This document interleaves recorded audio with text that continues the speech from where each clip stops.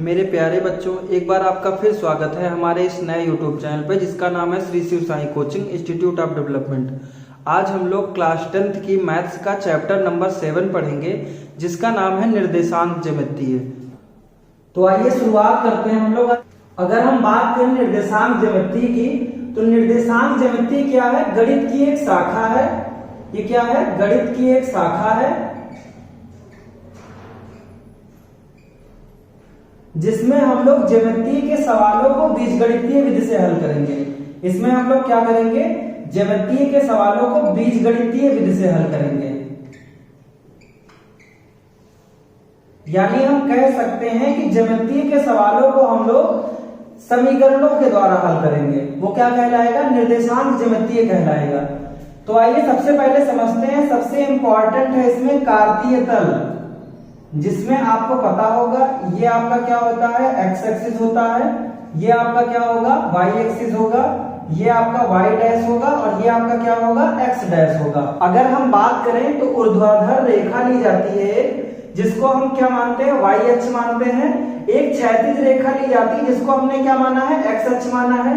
ये आपका क्या होता है? पहला चतुर्थांश होगा। ये आपका द्वितीय चतुर्थांश होगा। ये आपका तृतीय चतुर्थांश होगा और ये आपका चतुर्थांश होगा। अगर हम बात करेंगे x और y की, तो वो आपके क्या होंगे? पॉजिटिव होंगे। अगर x डैश y डैश की, तो वो क्या होंगे? निगेटिव होंगे। तो आइए देखते हैं कि चतुर्थांश में क्या आ रहा है। तो पहले वाले में देखिए क्या आएगा? x कामा y आएगा। दूसरे वाले में x डैश कामा y आएगा। तीसरे वाले में दोनों डैश के आएंगे यानी x डैश और y डैश आएगा। और चौथे वाले में क्या आएगा? x आपका नॉर्मल आएगा और y क्या आ जाएगा? डैश आ जाएगा। यानी पहले वाले में देखें दोनों क्या हो जाएंगे? पॉजिटिव हो जाएंगे। दूसरे वाले में x निगेटिव होगा, y आपका पॉजिटिव होगा। तीसरे वाले में दोनों निगेटिव हो जाएंगे और चौथे वाले में x पॉजिटिव होगा और y क्या हो जाएगा? निगेटिव हो जाएगा। तो ये चीज आपको समझ में आ गई होगी। अब आइए देखते हैं, अगर दो बिंदुओं के बीच की दूरी ज्ञात करनी है तो आप कौन सा फार्मूला रखोगे? अगर हम मान लें यहां पर कोई बिंदु P है और यहां पर कोई बिंदु Q है और इनकी बीच की दूरी आपको ज्ञात करनी है। इसके निर्देशांक x1 y1 है और इसके निर्देशांक क्या है? x2 y2। और ये आपके क्या है? मूल बिंदु है जिसके निर्देशांक होते हैं 0,0। अगर मान लीजिए हमको PQ की बीच की दूरी ज्ञात करनी है तो हम कौन सा फार्मूला लगाएंगे? PQ बराबर क्या हो जाएगा? √x2 - x1 का होल स्क्वायर और प्लस क्या हो जाएगा? y2 - y1 का होल स्क्वायर। यानी पहला फार्मूला बन गया। दो बिंदुओं के बीच की दूरी अगर ज्ञात करनी है तो आप क्या लगाओगे? PQ बराबर x2 - x1 का whole square plus y2 - y1 का होल स्क्वायर।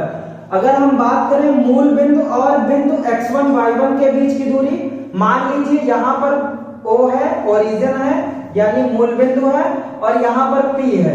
इन दोनों के बीच की दूरी अगर आपको ज्ञात करनी है तो आपको याद रखना है केवल फार्मूला होता है x1 का होल स्क्वायर और y1 का होल स्क्वायर। अब आइए देखते हैं, तीन बिंदुओं के संरेख होने का प्रतिबंध ये होगा दूरी के आधार पर। यानी गणना हम किसमें करेंगे? दूरी के आधार पे करेंगे। तो क्या होगा? दो दूरियों का योग जो है, दो दूरियों का योग तीसरी दूरी के बराबर हो। दो दूरियों का योग क्या होना चाहिए? तीसरी दूरी के बराबर होना चाहिए। अगर दो दूरियों का योग तीसरी दूरी के बराबर होगा तो बिंदु आपके क्या हो जाएंगे? संरेख हो जाएंगे। तो आइए देखते हैं, अगर कोई रेखाखंड है और किसी दिए गए अनुपात में विभाजित कर रही है तो कौन कौन सी कंडीशन बनेगी? या फिर तो अंतः विभाजित कर सकती है, या फिर तो बाह्य विभाजित कर सकती है, या फिर तो उससे मध्य बिंदु से जा सकती है। तो वहां से मध्य बिंदु के निर्देशांक निकल आएंगे। तो अगर हम बात करें अंतः विभाजन, तो मान लीजिए कोई रेखाखंड है जिसको हमने मान लिया ये AB रेखाखंड है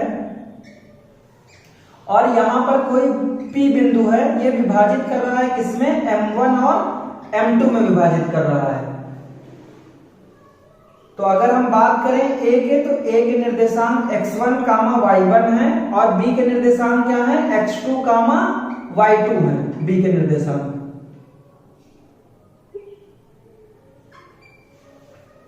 तो आइए देखते हैं इसका फार्मूला क्या हो जाएगा। तो इसका फार्मूला आपको ऐसे याद रखना है, याद रखना है आपको, mx लिखिए प्लस mx लिखिए, अपान में क्या लिखिए, m प्लस m लिखिए। उसी तरह आपको y के लिए लिखना है my प्लस my, अपान में m प्लस m लिखना है। अब याद रखना, पहले 1 2 फिर 2 1, इसी तरह 1 2 2 1, इसी तरह 1 2 और 1 2। तो देखिए फार्मूला क्या बन गया, m1 x2 plus m2 x1 हो गया, अपान में m1 प्लस m2, ये x का निर्देशांक निकलेगा यहां से, और यहां से आपका y का निर्देशांक निकलेगा, यानी m1 y2 plus m2 y1, अपान में m1 प्लस m2 हो जाएगा। तो p के निर्देशांक अगर आपको निकालने, मान लीजिए p के निर्देशांक x, y है, तो आप कैसे निकालोगे, m1 x2 plus m2 x1 हो जाएगा, अपान में m1 प्लस m2, इसी तरह m1 y2 plus m2 y1 हो जाएगा, अपान में m1 प्लस m2 हो जाएगा। ये अंतः विभाजन का हो गया। अगर मान लीजिए y विभाजित करती है, तो y विभाजन को ऐसे देख लेते हैं,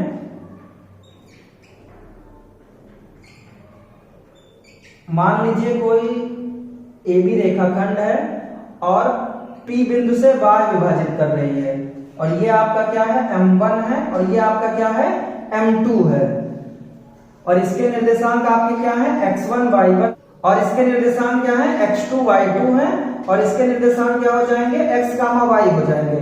तो सेम उसी तरह आपको लिखना जैसे उसमें हमने लिखा था, तो लिख लीजिए mx माइनस mx, बस इसमें माइनस लगा देना है, इसी तरह my माइनस my हो जाएगा, अपान में m माइनस m हो जाएगा, अपान में इधर भी लिखिए m माइनस m हो जाएगा। फिर क्या लिखेंगे हम, 1 2 2 1, फिर 1 2, इसी तरह 1 2 2 1 और फिर 1 2। तो फार्मूला आपका क्या बन गया y विभाजन के लिए, m1 x2 minus m2 x1 हो जाएगा, अपान में m1 माइनस m2 हो जाएगा, इसी तरह m1 y2 minus m2 y1 हो जाएगा, अपान में m1 माइनस m2 हो जाएगा। तो देखिए दोनों फार्मूले कितनी आसानी से आप याद कर सकते हो, मतलब ट्रिक के माध्यम से अगर याद करोगे तो आप कभी भूल नहीं सकते हो। आइए अगला देखते हैं, अगर आपको मध्य बिंदु के निर्देशांक निकालना है तब आप क्या करोगे। मान लीजिए कोई रेखाखंड है, ले लेते हैं, कोई रेखाखंड है AB हमने ले लिया, और यहाँ पर P बिंदु है जो कि समान विभाजित कर रही है, यानी 1:1 में विभाजित कर रही है, मतलब दोनों का, अगर दोनों की बात करेंगे तो ये मध्य बिंदु में P स्थित है, और इसके निर्देशांक है x1 y1 है, और इसके x2 y2 है। तो अगर मध्य बिंदु के निर्देशांक निकालने की बात करेंगे तो इसके लिए फार्मूला आप लगाओगे x1 plus x2 y2 y1 plus y2 2। तो कितनी आसानी से आप फार्मूला याद कर सकते हो। देखिए मध्य बिंदु के निर्देशांक निकलेंगे कैसे, अंतः विभाजन की बात करेंगे, मतलब अंतः विभाजन में फार्मूला रख के देखिए, तो m1 और m2 की जगह आपको क्या रखना है, मान लीजिए m1 आपका 1 है और m2 आपका 1 है, दोनों 1 हो जाएंगे। देखिए x1 प्लस x2 और y कितना 1 और 1 2 हो जाएगा, इसी तरह y1 प्लस y2 हो जाएगा, और y कितना हो जाएगा 2 हो जाएगा। तो इसी से ये फार्मूला बना हुआ है। अब आइए देखते हैं, अगर त्रिभुज का क्षेत्रफल निकालना है, सबसे पहले आइए देखते हैं त्रिभुज की आकृति कैसे बनेगी। मान लीजिए ये कार्तीय तल है और यहाँ पर एक त्रिभुज बन रहा है, ये ABC आपका त्रिभुज है, और इसके निर्देशांक दिए हैं x1 y1 है, और B के हैं x2 y2, इसी तरह C के x3 y3 है। तो इसका फार्मूला आप कैसे याद रखोगे, तो आपको याद रखना है त्रिभुज का क्षेत्रफल तो आप जानते ही होंगे, 1/2 आधार गुणे शीर्षलंब या आधार गुणे ऊंचाई होता है।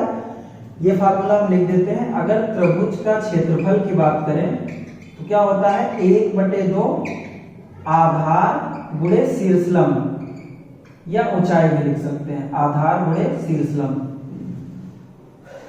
लेकिन आपको अगर निर्देशांक दिए तब आप कैसे निकालोगे, तो आपको ऐसे याद रखना है, 1/2 लिखिए और फिर x लिखिए, y माइनस y लिखिए, इसी तरह फिर x लिखिए, y माइनस y लिखिए, फिर x लिखिए, y माइनस y लिखिए।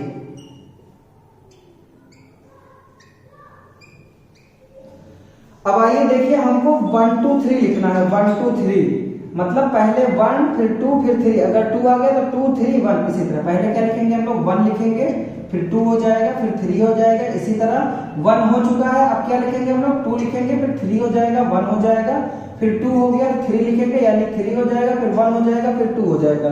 देखिए फार्मूला बन के आपका तैयार हो गया। यानी अगर त्रिभुज के क्षेत्रफल के फार्मूले की बात करें तो 1/2 होता है x1 y2 minus y3 plus x2 y3 minus y1 plus x3 हो जाएगा और y1 माइनस y2 हो जाएगा। अगर त्रिभुज के क्षेत्रफल की बात करेंगे तो ये फार्मूला आपको रखना है। अगर बात की जाए कि 3 बिंदु आपके संरेख हैं, अगर संरेख होने के प्रतिबंध की बात की जाए तो आपको याद रखना है त्रिभुज जो भी है, मान लीजिए त्रिभुज एबीसी है तो उसका अगर क्षेत्रफल है उसको क्या लिख देना, आपको 0 के बराबर रख देना है। अगर संरेख होने के प्रतिबंध की बात की जाएगी त्रिभुज के क्षेत्रफल यानी इस फार्मूले को बराबर क्या रख देना है, आपको 0 रख देना है। उम्मीद करता हूँ आज की क्लास आपको अच्छे समझ में आई होगी। इसी तरह ध्यान से पढ़ाई करते रहिए और क्लास 10th की मैथ्स में जितने भी चैप्टर 2022 में आने हैं हम लोग लगभग सभी के फार्मूले पढ़ चुके हैं। और अगर आपने ना पढ़ा हो तो प्लेलिस्ट में जाके एक तरफ से सारे वीडियो पढ़े हुए हैं, सारे फार्मूलों को पढ़ लीजिए।